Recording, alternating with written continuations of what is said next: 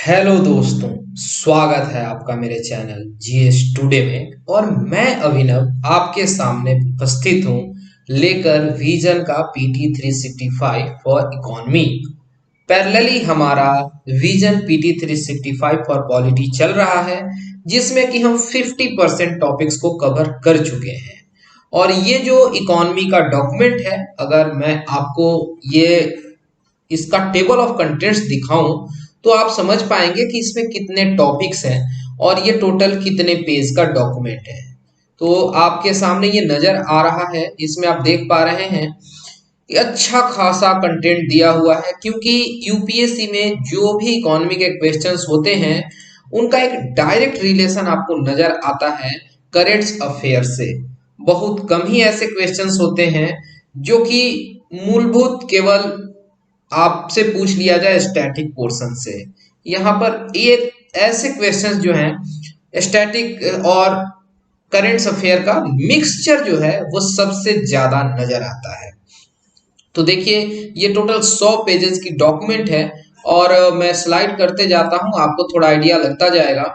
इस तरीके से आप देखेंगे कि टोटल यहाँ पर 10 हिस्सों में बांटा गया है और टॉपिक अलग अलग हैं, मिसलेनियस हैं इनमें। और तो हम अगर देखना शुरू करें तो हमें शुरू करना होगा फिस्कल पॉलिसी से, जो कि पेज नंबर 4 से स्टार्ट होता है और ये थोड़ा लंबा चलेगा। 8 पेजेज में है पूरा दिया हुआ और यहाँ पर अच्छा खासा कवर किया हुआ है। तो हम स्टार्ट करते हैं फिस्कल पॉलिसी टॉपिक से और फिर हम आगे बढ़ते जाएंगे। तो हम यहाँ शुरू कर देते हैं फिस्कल पॉलिसी। आप जानते हैं कि जो सरकार होती है वो पूरे देश को जब चलाती है तो उसके लिए सरकारों को फिस्कल पॉलिसी बनाना पड़ता है। फिस्कल कुछ लोग कह लेते हैं। और देखिए, अगर आरबीआई कुछ अपने हिसाब से नीति निर्धारित करती है तो उसको कहते हैं मॉनेटरी पॉलिसी। सरकार जो बना रही है उसको कहते हैं फिस्कल पॉलिसी। बस अभी के लिए इतना बेसिक डिफरेंस समझते हुए हम आगे बढ़ते हैं। और यहाँ सबसे पहला जो सब टॉपिक है वो है status paper on government debt. समझ लेते हैं क्या है मसला, न्यूज में क्यों रहा। क्योंकि सेंट्रल गवर्नमेंट के द्वारा रिलीज किया गया है 9th edition of status paper on the government debt. तो नाम से ही आपको पता चलता है कि ये स्टेटस बताता है या एक डॉक्यूमेंट है जिससे गवर्नमेंट के उधारी का पता चलता है। और उसका 9वां एडिशन जो है वो रिलीज किया गया है सरकार के द्वारा। सिंपल सी बात है। अब इस न्यूज को थोड़े और अच्छे से खंगालते हैं तो इसमें हमें पता चलता है डेट मैनेजमेंट स्ट्रैटेजी के बारे में कि केंद्र सरकार किस तरीके से डेट को यानी उधार को, ऋण को मैनेज कर रही है। और ये फाइनेंशियल ईयर 2019-20 से लेके 2021-22 तक के लिए है। और ये गाइड करता है बोरोइंग के प्लान्स को कि गवर्नमेंट को किस तरीके से बोरो करना चाहिए। जो भी ऑब्जेक्टिव्स हैं इस डेट मैनेजमेंट स्ट्रैटेजी, जिसको शॉर्ट में डीएमएस लिखा हुआ है, कि वो इंश्योर करें कि जो गवर्नमेंट की फाइनेंसिंग रिक्वायरमेंट्स हैं और जो पेमेंट के ऑब्लिगेशंस हैं, जो बाध्यता है कि आपको पे करना ही है, वो lowest possible cost per available हो सके। तो हर जगह दुनिया में यही बात होती है कि जो सरकारें हैं वो आपके सामने सब कुछ जो सर्विसेज हैं, जो गुड्स हैं, वो लेकर आए और अपना बैलेंस मेंटेन रखें, कहीं डेफिसिट में ज्यादा ना चले जाए। ओके, तो यहाँ पर मार्केट से कैसे पैसा उठाना है, इन चीजों के बारे में स्ट्रेटेजी जो है वो बनाई गई है। सिग्निफिकेंस यानी कि महत्व अगर हम समझना चाहें क्यों क्यों सिग्निफिकेंट है मैनेज करना गवर्नमेंट डेब्ट को, तो जो लेवल ऑफ गवर्नमेंट डेब्ट है ये अफेक्ट करता है इन्वेस्टर के कॉन्फिडेंस को। अब मान लीजिए कि कोई देश है वो ऋण में पैसा लाता है और चुकाता ही नहीं है, तो वहां पे गवर्नमेंट में कितने लोगों को ट्रस्ट रह जाएगा या बाहरी कितने लोग चाहेंगे कि हम आके यहाँ निवेश करें। जिस तरीके का एक क्रेडिट बना रहेगा मार्केट में, उसी हिसाब से एक रेपुटेशन मिलता है और उसका फीडबैक होता है। तो आपको याद आ रहा होगा, आपने कभी जंक बॉन्ड वगैरह पढ़ा होगा, गिल्ट एज सिक्योरिटी बॉन्ड पढ़ा होगा। तो गिल्ट एज क्या होता है कि वो गवर्नमेंट के बॉन्ड्स होते हैं जहां पर कि बहुत ज्यादा भरोसा होता है कि ये पैसा नहीं डूबने वाला है, यानी वो देश जो है वो इकोनॉमिकली साउंड है और वहां पर बहुत सारे अवसर होते हैं कि इन्वेस्टर्स आएंगे, निवेश करेंगे और इसका इंपैक्ट जो होता है फिस्कल कैपेबिलिटीज ऑफ गवर्नमेंट से रिलेटेड है और फिर क्राउडिंग आउट इफेक्ट जो होती है प्राइवेट सेक्टर की, उसको भी हम समझेंगे। ये सब टर्म आप कहीं ना कहीं सुन चुके होंगे, यहाँ पर बस एक मेयर रिवीजन का काम चल रहा है।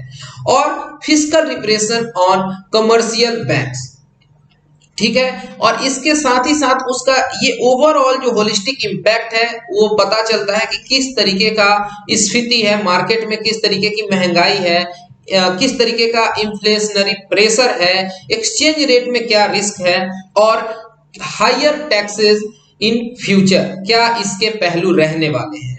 तो अगर सरकार सही ढंग से पैसे का मैनेजमेंट करती है तो इन चीजों को बहुत ही आसानी से सरकार मैनेज कर सकती है। ठीक है, यहाँ पर एक फ्लो चार्ट बना के बताया गया है कि जो गवर्नमेंट की डेट होती है वो दो तरीके की होती है, एक होती है पब्लिक डेट और एक होती है अदर लायबिलिटीज।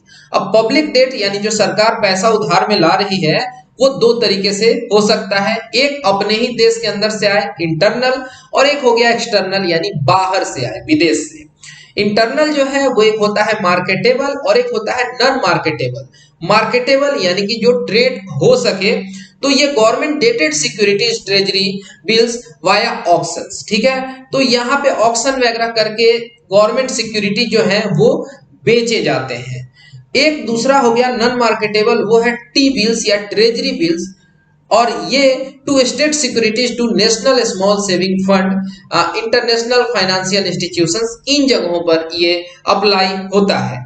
बेसिक डिफरेंस आप समझ गए। जो अदर लायबिलिटीज हैं, यहाँ पे प्रोविडेंट फंड है, रिजर्व फंड एंड डिपॉजिट्स है, और भी बहुत तरीके के अकाउंट्स होते हैं।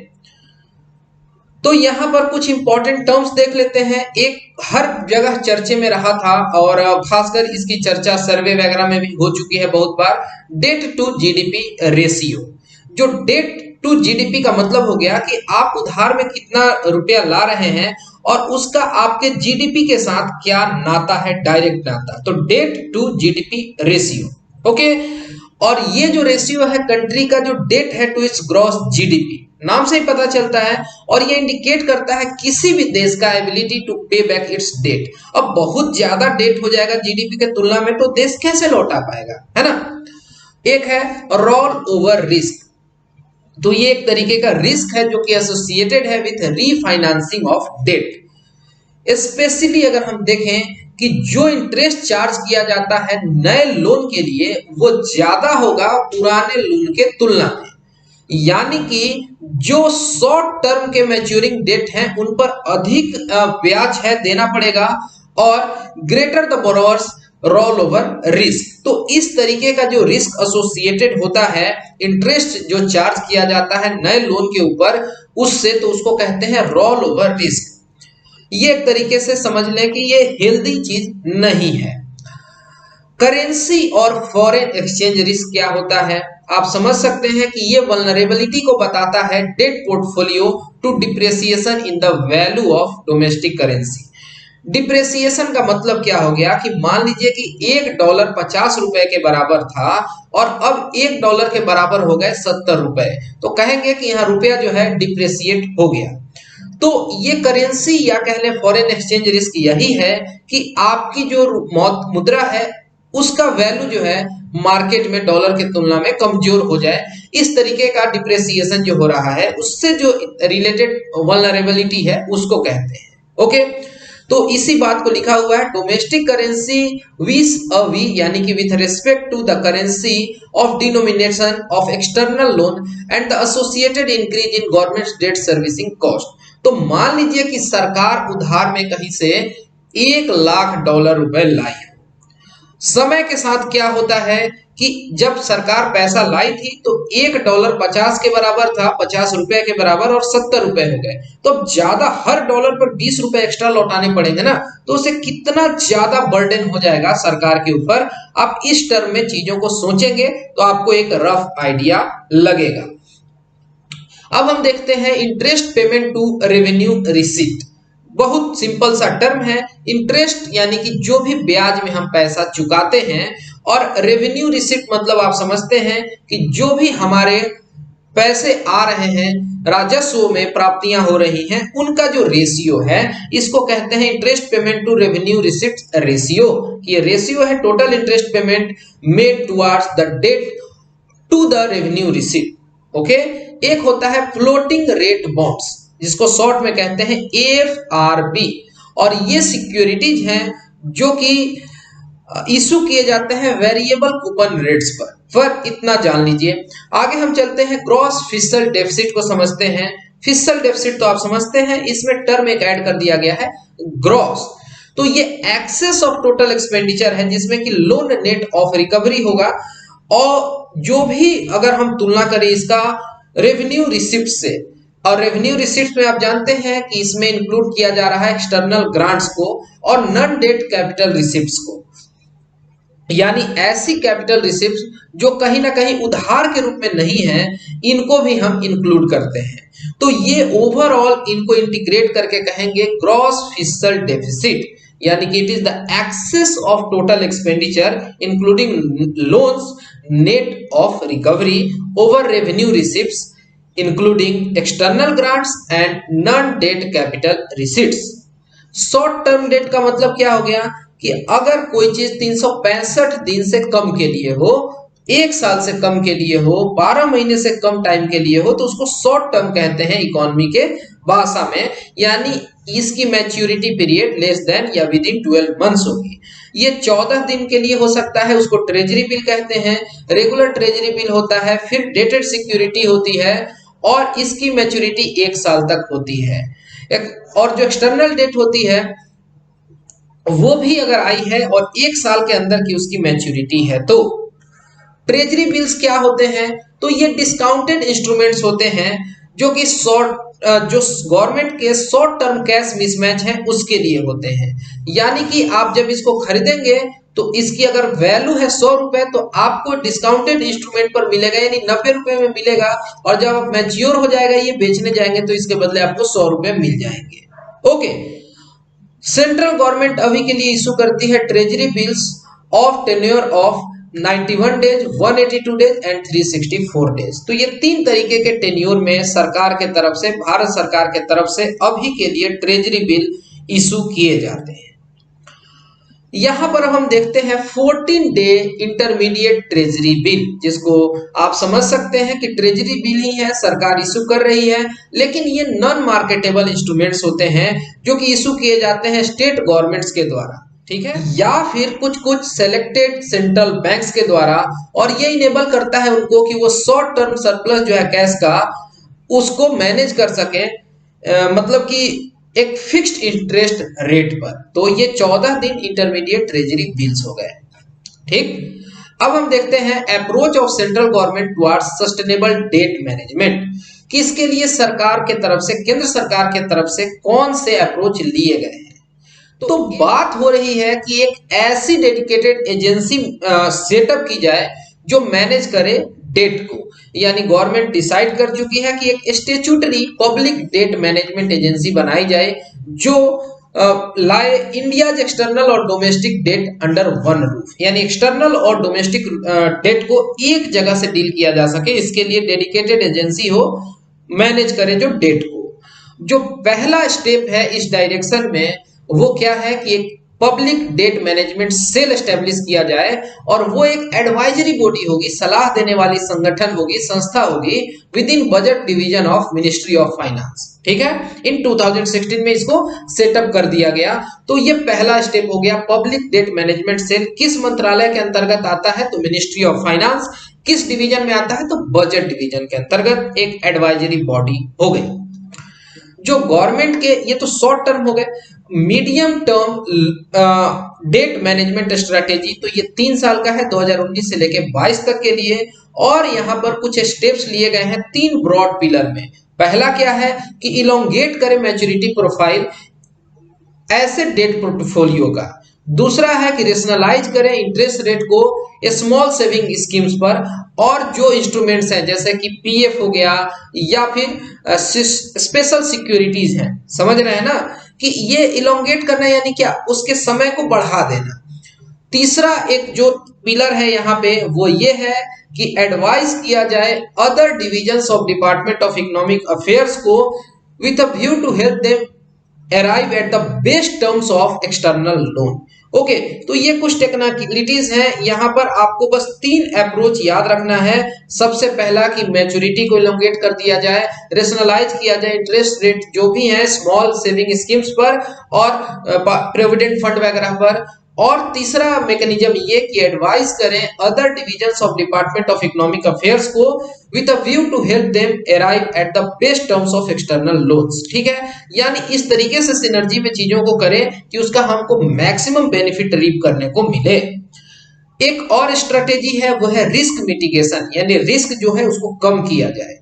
तो बेंचमार्क सेट किए जाएं, कुछ इंडिकेटर्स जैसे कि एक्सटर्नल डेट कितना होना चाहिए मैक्स टू मैक्स, और ये इंश्योर करें minimum risk in terms of role over risk. अब रोल ओवर रिस्क जो ऊपर टर्म आया था आपको याद आ रहा होगा, इसी की बात की जा रही है कि जब पैसा लिए तो बात कुछ और थी और बाद में परिस्थितियां बदल जाएं, ऐसा ना हो। और इसका सीधा इंटरेस्ट रेट वाला कंसेप्ट था, शॉर्ट टर्म में ज्यादा ब्याज दर और लॉन्ग टर्म में कम ब्याज दर। ओके, तो कोई भी लॉन्ग टर्म में नहीं अप्लाई करेगा, तो इन चीजों से बचने के लिए यहाँ पर रिस्क मिटिगेशन पर काम किया जाए। आगे बात बताई गई है कि यहाँ पे मार्केट डेवलपमेंट का स्ट्रेटेजी होना चाहिए, यानी कि एक तरीके से पारदर्शिता मेंटेन की जाए, एक ट्रांसपेरेंसी होनी चाहिए मार्केट बोरोइंग प्रोग्राम में, और इसके लिए रेगुलर इन्वेस्टर इंटरेक्शन होना चाहिए जो भी स्टेक होल्डर्स के साथ है, और एक मतलब कह लें कि अलग अलग तरीके के बहुत तरीके के इंस्ट्रूमेंट्स जो हैं वो इशू किए जा सकते हैं, जो भी जिस तरीके के लिए जिस व्यक्ति के लिए सुविधाजनक हो वो उसको परचेज कर सके या उसमें इन्वेस्टमेंट कर सके। ओके, तो वो ज्यादा अच्छे से इफिशिएंटली मैनेज किया जा सके पोर्टफोलियो को। और बात की जा रही है मार्केट डेवलपमेंट में कि एक मतलब बेंचमार्क क्रिएट किया जाए डिजायर्ड टेनोर्स का, जो इनहेंस करे इन्वेस्टर पार्टिसिपेशन एंड लिक्विडिटी को, और supporting development of domestic investor base. ज्यादातर अभी हमारे देश में जो भी पैसा है वो प्राइवेट सेक्टर में ज्यादा लगाया जाता है, लेकिन इस तरीके से एक डोमेस्टिक इन्वेस्टर बेस बनाया जाए और उनको सपोर्ट किया जाए, और मतलब उससे क्या होगा कि हमारे देश में पैसा सरकारों को देशवासियों से मिलता रहे। और यहाँ पर बात की गई है opening of government security market to foreign investors. तो इस तरीके से हम पैसे के फ्लो को मेंटेन कर सकते हैं सही ढंग से कोऑर्डिनेटेड मैनर में। अब यहाँ पर देखिए, यहाँ बताया गया है कि क्या रिसेंट ट्रेंड्स रहे हैं गवर्नमेंट के डेट में।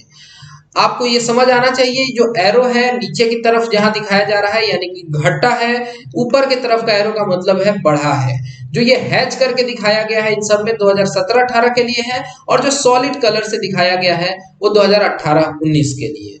तो पब्लिक डेट जो है वो कम हुआ है, इंटरनल डेट जो है वो भी कम हुआ है, मार्केटेबल डेट है वो कम हुआ है, नॉन मार्केटेबल डेट जो है जिसको ट्रेड नहीं किया जा सकता है वो बढ़ा है, एक्सटर्नल डेट में कमी आई है, अदर लाइबिलिटी डेट में कुछ नहीं बताया जा रहा है, सेंट्रल गवर्नमेंट की जो भी लाइबिलिटीज हैं उनमें कमी आई है, और कह लें कि जनरल क्या हम देखते हैं उसमें भी कमी आई है ओवरऑल। आप समझ गए, ये परसेंटेज बताया गया है जीडीपी के टर्म्स में। पहले जो पब्लिक डेट 41% था वो घट के 40 हो गया है, इंटरनल डेट जो पहले 37.4% था उसमें कमी आई है और हो गया है 37.3%। जो मार्केटेबल डेट है पहले 32.8 था, अब वो घट के 31.5% हो गया है। इस तरीके से आप चीजों को समझ सकते हैं, एक दिमाग में बेसिक आइडिया तो लग गया कि ठीक है विद टाइम यहाँ पर चीजें सही होती नजर आ रही हैं, प्रतीत हो रही हैं। अब हम यहाँ पर देखते हैं India's performance on indicators of debt sustainability, और इसके लिए हम सबसे पहले देखते हैं gross fiscal deficit as a percentage of GDP. जो देखें तो यहाँ पर डिक्लाइनिंग ट्रेंड हमें नजर आता है 2012-13 से, तो ये अच्छी बात है, फिस्कल डेफिसिट में कमी आ रही है, इसमें क्या ही खराब बात है। तो ये ग्रॉस फिस्कल डेफिसिट का बात हो रहा है, और ग्रॉस फिस्कल डेफिसिट होता क्या है ये हम लोग शुरू में देख चुके हैं। जो शेयर है शॉर्ट टर्म डेट का विद इन सेफ लिमिट्स, ठीक है, तो ये जो शेयर है शॉर्ट टर्म डेट का ये सेफ लिमिट के अंतर्गत है। लॉन्ग टर्म वाले में क्या है कि सरकारों को केवल ब्याज देना होता है, मूल जो है प्रिंसिपल बाद में देना होता है। शॉर्ट टर्म में क्या है कि इंटरेस्ट भी देना है और प्रिंसिपल भी जल्दी से लौटाना है, ठीक है। और इस तरीके से कह सकते हैं कि स्टेबलाइज्ड है आफ्टर राइज ड्यूरिंग 2005 टू 12। तो यहाँ पे शॉर्ट टर्म डेट पहले बढ़ा है 7 वर्षों में, लेकिन अब स्टेबलाइज है और सेफ लिमिट के अंतर्गत है। और गवर्नमेंट ने अडॉप्ट किया है conscious strategy of elongating maturity to reduce roll over risk. समझ गए। आगे हम देखते हैं कि मोस्ट ऑफ गवर्नमेंट डेट जो है वो है फिक्स्ड इंटरेस्ट रेट पर। तो अच्छी बात है, यहाँ बहुत ज्यादा हमें फ्लक्चुएशंस नहीं नजर आते हैं। और अगर हम देखें तो फ्लोटिंग इंटरनल डेट कंस्टिट्यूट करता है मात्र 0.9% ऑफ जीडीपी। और ये देखें कि मतलब कि जो मिनिमाइज करता है impact of interest rate volatility on the budget, कि बहुत ज्यादा रुपया में फ्लक्चुएशन भी हो जाता है, पैसे का डिप्रिसिएशन हो जाता है, तो कोई बात नहीं है, हमारे पास ये बहुत ज्यादा नहीं है कि उससे हम बहुत ज्यादा परेशान हो जाएं, घबरा जाएं। लो शेयर ऑफ एक्सटर्नल डेट है, इसका मतलब हो गया कि जो करेंसी रिस्क है और जो इससे साथ जुड़ी हुई जो सस्पेक्टेबिलिटी है डेट पोर्टफोलियो की to volatile international capital market, वो भी कह लें कि सब्सटेंशियल नहीं है, बहुत ज्यादा नहीं है। अब अगर हम बात करें स्टेट गवर्नमेंट्स की डेट की, तो जो डेट जीडीपी रेशियो है स्टेट का, वो मार्जिनली डिक्रीज हुआ है 2018-19 के तुलना में, मतलब 2018-19 में 17-18 के तुलना में।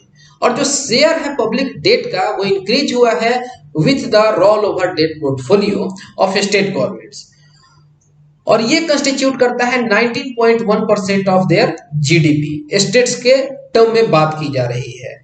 और अगर बात करें पब्लिक डेट के अंतर्गत, जो शेयर है मार्केट बोरोइंग का, वो इंक्रीज हुआ है, लेकिन जो बोरोइंग हो रही है from the national small saving fund, वहां पर एक स्टेडी डिक्लाइन नजर आता है।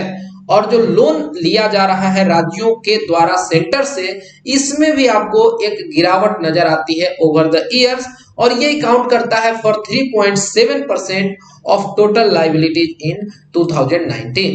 तो कुछ आपके दिमाग में रॉ आइडिया तो लग गया किस तरीके से उधार में पैसा आ रहा है, उसके साथ एसोसिएटेड क्या क्या रिस्क हो सकते हैं, कैसे उन्हें हम मिटिगेट कर सकते हैं।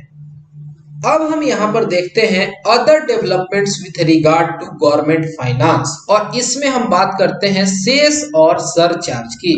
तो देखिए, सेस और सरचार्ज जो होता है, इसके बारे में अगर एक लाइन में बताना हो तो आप कह सकते हैं कि tax on tax is known as cess और सरचार्ज। तो कहे कि दो नाम क्यों है, एक से ही काम चल जाता। तो अगर टैक्स के ऊपर कुछ टैक्स लगाते हैं, लेकिन उसका कोई स्पेसिफिक पर्पस हो कि हम स्वच्छ भारत के लिए लगा रहे हैं, शिक्षा के लिए लगा रहे हैं, कि ये जो टैक्स के ऊपर टैक्स लगा है इससे हम भारत को स्वच्छ करेंगे, तो ये कहलाएगा कि सेस हो गया, यानी tax on tax for a special purpose. लेकिन बिना कोई पर्पस बताए टैक्स के ऊपर टैक्स लगाया जाए तो उसको सरचार्ज कहते हैं। This is the basic difference. तो देखिए, जो शेयर है स्टेट्स का from the divisible pool of central taxes, यहां पर एक तेजी से गिरावट नजर आती है आपको, जो कि पहले 36% हुआ करती थी फाइनेंशियल ईयर 2019 में, वो घट के हो गई है 32% फाइनेंशियल ईयर 2020 में। अब इस न्यूज को और अच्छे से खंगालें तो हमें पता चलता है कि ये काफी कम है, मतलब नीचे है जो रिकमेंडेशंस थे 14 फाइनेंस कमीशंस के, जहां पर बात की गई थी 42% ये डिविजिबल पूल में शेयर देने को स्टेट्स को। यानी यहां पर आपको हॉरिजॉन्टल और वर्टिकल दोनों तरीके के शेयरिंग के बारे में आइडिया होना चाहिए। तो देखिए, यहां पर जो आर्टिकल 270 है हमारे संविधान का, वो अलाउ करता है सेंटर को कि वो लेवी कर सके सेस और सरचार्ज। और जहां पर आपको पता होना चाहिए कि जो सेंट्रल गवर्नमेंट है वो भले ही टैक्स को शेयर करती है राज्यों के साथ, लेकिन सेंट्रल गवर्नमेंट के पास इस तरीके की कोई बाध्यता नहीं है कि वो स्टेट गवर्नमेंट्स के साथ ये सेस और सरचार्ज को शेयर करे। कर सकती है लेकिन नहीं भी कर सकती है। जो सेस होते हैं वो स्पेसिफिक पर्पस के लिए होते हैं, सरचार्ज एक टैक्स ऑन टैक्स है। दोनों जो होते हैं टेम्पररी नेचर के होते हैं, जैसे कि स्वच्छ भारत सेस, इसी तरीके से एक सरचार्ज लगाया गया 10% का उन व्यक्तियों पर लगाया जाता है जिनका इनकम 50 लाख या उससे अधिक है। सरचार्ज के केस में क्या होता है कि कोई भी आप देखेंगे कि जरूरत नहीं है पर्पस बताने का कि हम क्यों लगा रहे हैं। अब यहाँ पर ये मामला है कि सेस और सरचार्ज में सेंट्रल गवर्नमेंट बहुत पैसा उठा रही है, लेकिन राज्यों को उसका ड्यू शेयर नहीं मिल रहा है। अब राज्यों का क्या कंसर्न है, राज्य जो है अपोज करते हैं इसके परमानेंट नेचर को। यहाँ तो बताया गया था कि टेम्पररी नेचर के होते हैं, लेकिन ये काफी लंबे समय से चलते आ रहे हैं और राज्यों का कहना है कि आप या तो इसे एलिमिनेट कर दो, और अगर आप कंटिन्यू करते हो तो एक स्पेसिफिक पीरियड के लिए करो, और ये हिस्सा होना चाहिए डिविजिबल पूल का, यानी इसमें हमारा भी शेयर बनता है। Centre using cess as a tool to inter administrative domain of the states, ऐसा राज्यों का कहना है। जैसे कि अगर एग्रीकल्चर के ऊपर सेस लगाया जा रहा है एग्रीकल्चर के नाम पे, जैसे कृषि कल्याण सेस या फिर स्वच्छ भारत से सैनिटेशन के लिए, तो जो स्टेट लिस्ट की सब्जेक्ट्स हैं उसमें कहीं ना कहीं केंद्र सरकार दाखिल होता हुआ नजर आ रहा है, ऐसा राज्यों का मानना है। अब हम यहाँ पे देख लेते हैं गवर्नमेंट की बोरोइंग के बारे में। देखिए न्यूज में क्यों रहा ये टॉपिक, क्योंकि हमारी जो फिनमिन है, जो हमारी फाइनेंस मिनिस्टर हैं निर्मला सीतारमन जी, उन्होंने कंसल्ट किया आरबीआई को और एक तरीके से कह लें कि रेज किया गया ग्रॉस मार्केट बोरोइंग टारगेट को, जो हम देख लें कि 2020-21 के लिए सेट कर दिया गया 12 लाख करोड़ रुपए। ओके, रुपए 12 लाख करोड़ लाए जाएंगे, यानी रेज किए जाएंगे ग्रॉस मार्केट बोरोइंग टारगेट से। अब इसको अच्छे से समझते हैं तो जो गवर्नमेंट बोरो करती है तो ये कैसे करती है, तो इशू करती है सिक्योरिटी, जो कह लेती है गवर्नमेंट सिक्योरिटी या शॉर्ट में जिसे कहते हैं, और ट्रेजरी बिल्स, जैसा कि ऊपर हम देख रहे थे। और इससे गवर्नमेंट अपना जो भी मिसमैच है रेवेन्यू और एक्सपेंडिचर के बीच का, उसको समाधान करती है, उसका समाधान करती है। अब देखिए जो बोरोइंग होती है ये एक तरीके से कह सकते हैं कि लोन है, ठीक है, जो कि सरकारों के द्वारा लिया जाता है, और ये आता है अंडर कैपिटल रिसिप्ट इन बजट डॉक्यूमेंट। बजट जब भी मैं आपके साथ डिस्क्राइब करता हूं तो वहां आपको मैं क्लियर कट दो पार्टीशन बताकर समझाता हूं कि ये है रेवेन्यू का हिस्सा, इसमें रेवेन्यू रिसीट्स और रेवेन्यू एक्सपेंडिचर है। ये कैपिटल का हिस्सा है, इसमें कैपिटल रिसीट्स और कैपिटल एक्सपेंडिचर हैं। अब देखिए क्या वजह है इस तरीके से बोरोइंग के बढ़ जाने का, तो एक्सपेक्टेड शॉर्टफॉल इन नेट टारगेट टैक्स रेवेन्यू, ऐसा लग रहा है कि जो भी हमारा टारगेट सेट है रेवेन्यू कलेक्ट करने का, टैक्स रेवेन्यू, उसमें गिरावट आने वाली है। तो सरकार पहले ही पैसा बढ़ा रही है अपना, और जो अब हुआ है स्टॉक मार्केट में, ये काफी डिफिकल्ट कर दिया है रेज करना फंड थ्रू डिस इन्वेस्टमेंट, कि अब लोग सरकार को लगता है कि विनिवेश से पैसा नहीं आ सकता है, जिस तरीके की उछाल आई है स्टॉक मार्केट में इसको देखते हुए। और जो एक्सपेंडिचर बढ़ गया है, यानी आप देखेंगे कि करीब 1.7 लाख करोड़ रुपए ही खर्च कर दिए गए रिलीफ के लिए, इनकम ट्रांसफर में, और जो भी सपोर्ट मेजर्स वगैरह हैं, इनको लेकर सरकार को पैसा का और रिक्वायरमेंट है। अगर हम बढ़ाते हैं बोरोइंग को तो ये एक्स्ट्रा प्रेशर या कहने की प्रेशर बनाता है बॉन्ड मार्केट पर, और क्राउड आउट करता है रिसोर्सेज फॉर प्राइवेट सेक्टर। यही क्राउड आउट की बात हो रही थी, तब क्राउडिंग आउट की बात हो रही थी। देखिए मार्केट में कुछ पैसा पड़ा हुआ है, और अगर सरकार मार्केट से पैसा उठा लेती है, उस केस में क्या होगा कि प्राइवेट इन्वेस्टर्स जो हैं, जो लोगों से पैसा लेना चाह रहे थे, मार्केट से पैसा लेना चाह रहे थे, उनके लिए तो पैसा कम पड़ गया ना, क्योंकि सरकार पहले ही उठा ली है ल्यूक्रेटिव इंटरेस्ट रेट वगैरह देके। तो ये कहलाता है क्राउडिंग आउट। ओके, और जो फिस्कल डेफिसिट है ये भी इतना ज्यादा बोरोइंग के बाद बढ़ने लगता है, और ये इंडिकेट करता है कि गवर्नमेंट के पास लिमिटेड स्पेस है कि वो पुश कर सके एक massive fiscal stimulus to protect the economy from adverse effects of कोविड-19। तो ये कोविड को लेकर कुछ समस्याएं हो गई हैं, और विथ टाइम हम इसे उबर जाएंगे, ये भी बात तय है। अब हम यहां पर देखते हैं बोरोइंग लिमिट फॉर स्टेट्स, कि क्या राज्यों पर हम किसी तरीके का एक सीमा लगा के रखे हैं कि राज्य जो हैं इस हद से ज्यादा बोरो नहीं कर सकते हैं। बिल्कुल ध्यान दीजिएगा कि सेंटर ने बोरोइंग लिमिट जो है राज्यों पर उनको बढ़ा दिया है। जो पहले 3% हुआ करता था उनके पूरे जीएसडीपी का, उसको बढ़ा के 5% कर दिया गया है कि चलो कोई बात नहीं, दौर खराब चल रहा है, पेंडेमिक का दौर है, तो आप इसको 3% जो अपना जीएसडीपी का है वो बोरो कर सकते थे, उसके जगह 5% बोरो कर लो। देखिए यहाँ पर हम जरा 2-3 लाइन में एफआरबीएम एक्ट को समझ लेते हैं। बचपन से ही बचपन जब मैं कहता हूं तो मेरा मतलब होता है कि जब भी आप सीएससी की प्रिपरेशन में आते हैं उस समय से ही ये एफआरबीएम वगैरह आप बार बार नाम सुन रहे होते हैं। एफआरबीएम मतलब fiscal responsibility and budget management act, और ये स्टेब्लिश किया गया था कि ताकि एक फिस्कल डिसिप्लिन लाया जा सके और रिड्यूस किया जा सके फिस्कल डेफिसिट को, जो कि सरकार के लिए बहुत ज्यादा अहम है, और इसको लिमिट रखा जाए 3% ऑफ जीडीपी के टारगेट के अंतर्गत। और ये टारगेट है हमारा अभी के लिए 31 मार्च 2021 तक के लिए। अब जो एक डेफिसिट है वो कैसे फाइनेंस की जाती है, तो वो फाइनेंस की जाती है जब हम पैसा उधार में लाते हैं, या तो सरकार आरबीआई से लाए या कैपिटल मार्केट से पैसा उठा के लाए, और इसके लिए अलग अलग इंस्ट्रूमेंट्स हैं जैसे कि टी बिल्स, बॉन्ड्स, ये सब। जो स्टेट्स हैं उनके अपने भी एफआरबीएम एक्ट हैं, और वहां पर भी स्टेट का 3% ही मैक्सिमम जीएसडीपी अलाउड है, वो कैप किया गया है कि इतना ही आपका एनुअल बजट डेफिसिट हो सकता है, ये पार नहीं होना चाहिए। ठीक, तो ये जो हमारे पास न्यूज आइटम है बोरोइंग लिमिट फॉर स्टेट्स, इसमें और थोड़ी जानकारी लेते हैं। तो यहाँ पर बताया गया है कि स्टेट्स ने अर्ज किया था कि एक हाइक दिया जाए कैप में, क्योंकि अभी जो समस्या चल रही है कोविड-19 की, तो ये 3% जो एफआरबीएम तय किया गया है इसको बढ़ा के 5% कर दिया जाए। तो जो 200 बेसिक पॉइंट, 2% का उछाल हुआ, 2% का बरकत ग्रोथ हुआ, तो 2% का मतलब इसको 200 बेसिक पॉइंट आप समझिए। इसमें से 50 बेसिक पॉइंट्स यानी 0.5% जो है ना, तो ये अनकंडीशनल है, जबकि बाकी जो 150 पॉइंट हो गए यानी 1.5%, इस पर कुछ कंडीशंस अप्लाइड हैं।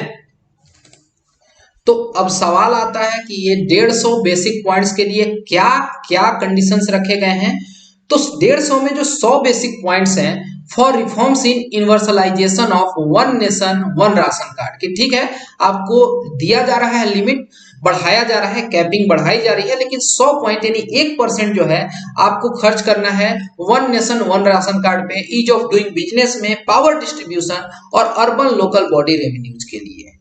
ठीक, अब ये 4 चीज है और हर एक के लिए 25 बेसिक पॉइंट यानी 0.25% हो गया, तो ओवरऑल 100 बेसिक पॉइंट्स या 1% हो जा रहा है।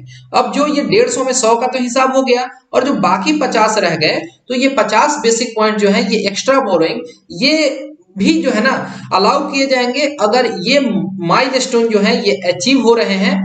एटलीस्ट 3 जो है आउट ऑफ 4 रिफॉर्म एरिया में अगर काम हो पा रहा है तो और 50 पॉइंट यानी 0.5% अवार्ड किया जाएगा। इस तरीके से राज्यों पर कुछ कंडीशंस लगाए गए हैं, और 50 बेसिक पॉइंट जो है वो अनकंडीशनल है।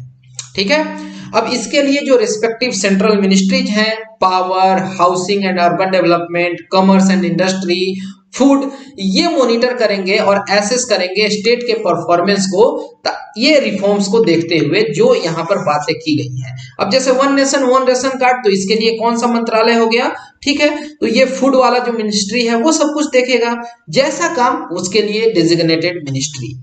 अब जो यहाँ कंडीशंस दिए गए हैं तो इसमें बात की गई है one nation one ration card. तो यहाँ पर आपको ध्यान देना होगा कि जितने भी राशन कार्ड हैं रिस्पेक्टिव स्टेट्स में, उनको आधार से सीडिंग की जाए, आधार से जोड़ दी जाए।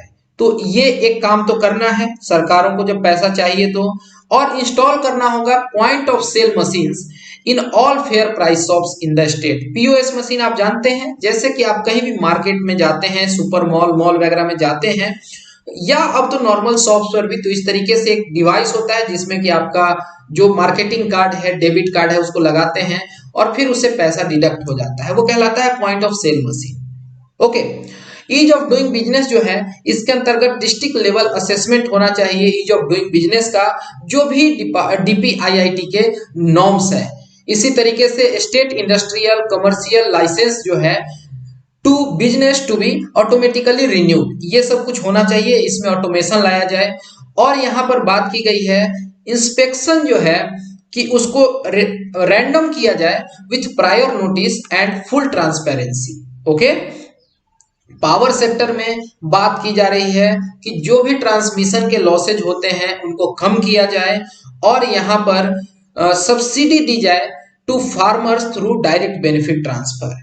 जो अर्बन लोकल बॉडीज हैं वो नोटिफाई करे proper tax flow rates in concurrence with circle property. Circle property क्या है कि एक जैसे कोई सा टाउन है तो उसमें हर जगह एक तरीके से कमर्शियलाइजेशन नहीं होता है, तो अलग अलग जगहों पर अलग अलग सर्कल बांटा होता है और अलग अलग उनके रेट होते हैं। तो हर सर्कल के हिसाब से यहाँ पर टैक्स फ्लोर तय किया जाए और नोटिफाई करें वाटर और सीवरेज चार्जेस के बारे में भी। तो इस तरीके से ये 4 टारगेट्स दिए गए हैं। अगर 3 भी अचीव होते हैं तो एडिशनल 50 पॉइंट्स मिलते हैं राज्यों को ताकि वो इससे कुछ कर सकें।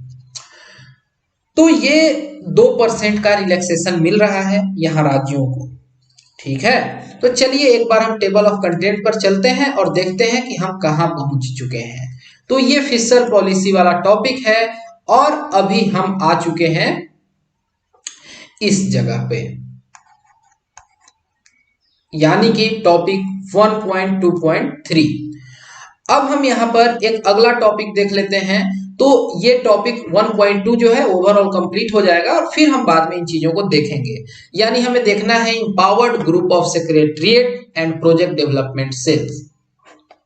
तो न्यूज में क्यों रहा? क्योंकि गवर्नमेंट ने अप्रूव कर दिया कि सेट किया जाएगा ईजॉस एंड पीडीसी, यानी कि empowered group of secretariats and project development cell. कहां पर? तो मंत्रालयों में या डिपार्टमेंट्स में for attracting investment in India. तो ये ईजीओएस क्या है, इंपावर्ड ग्रुप ऑफ सेक्रेटरीज क्या है, इसमें कंपोजिशन पहले समझ लेते हैं। तो जो कैबिनेट सेक्रेटरी होंगे चेयरपर्सन होंगे, जो सीईओ हैं नीति आयोग के वो इसके मेंबर होंगे।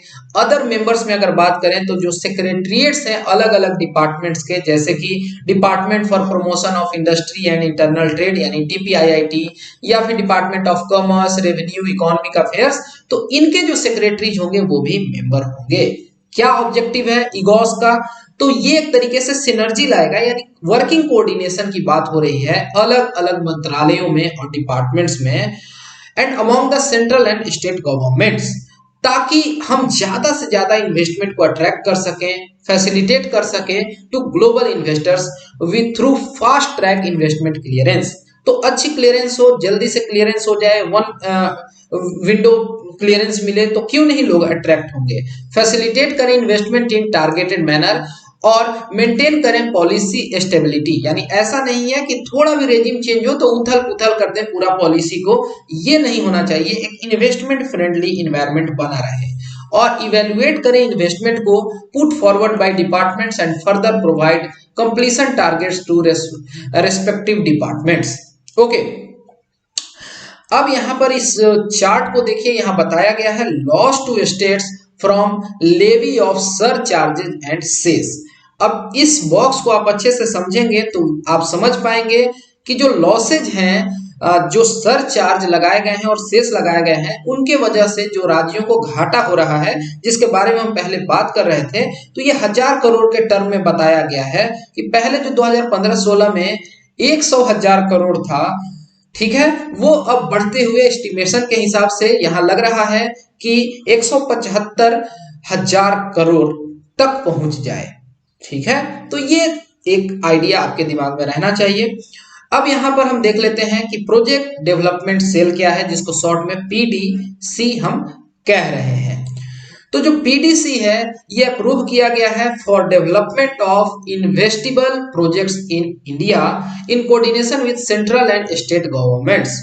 तो यहां पर सेंट्रल और स्टेट गवर्नमेंट के मदद से जो डेवलपमेंट हो इन्वेस्टेबल प्रोजेक्ट्स में भारत में, इसके लिए पीडीसी को अप्रूव किया गया है और ये क्रिएट करेगा projects with all approves, land available for allocation with complete detailed project reports for adaptation या इन्वेस्टमेंट बाय इन्वेस्टर्स, यानी ईज ऑफ डूइंग बिजनेस को प्रमोट किया जा रहा है।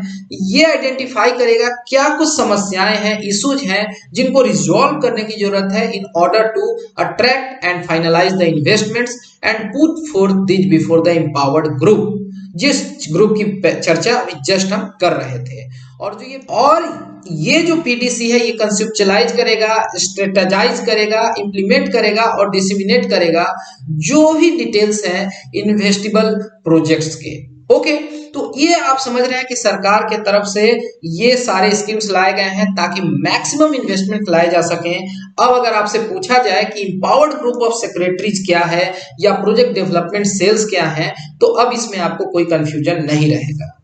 तो यहां पर हम इस टॉपिक को कंक्लूड करते हैं। जब हम आगे मिलेंगे तो टॉपिक नंबर 1.3 से देखेंगे, यानी इकोनॉमिक रिकवरी। यहां से हम चीजों को देखते हुए आगे बढ़ेंगे। तो मैं उम्मीद करता हूं कि यह टॉपिक आपको इंटरेस्टिंग लगे होंगे, और अगर हाँ है आपका जवाब तो आप अपने पीयर कम्युनिटी में इस वीडियो को शेयर कर सकते हैं। अगर अभी तक आपने चैनल को सब्सक्राइब नहीं किया है तो चैनल को सब्सक्राइब कर सकते हैं। नोटिफिकेशन के लिए बेल बटन को दबा दीजिएगा ताकि जब भी मैं कोई एक नया वीडियो अपलोड करूं तो आपको जल्दी से नोटिफिकेशन चला जाए। और अगर आपके मन में कोई भी डाउट है, कोई भी दुविधा है, कोई क्वेरी है, तो आप बेहिचक मुझसे टेलीग्राम पर जुड़ सकते हैं और वहां अपने क्वेरी को पूछ सकते हैं। ये सारे लिंक्स डिस्क्रिप्शन बॉक्स में अवेलेबल हैं। तो thanks for watching and have a great day.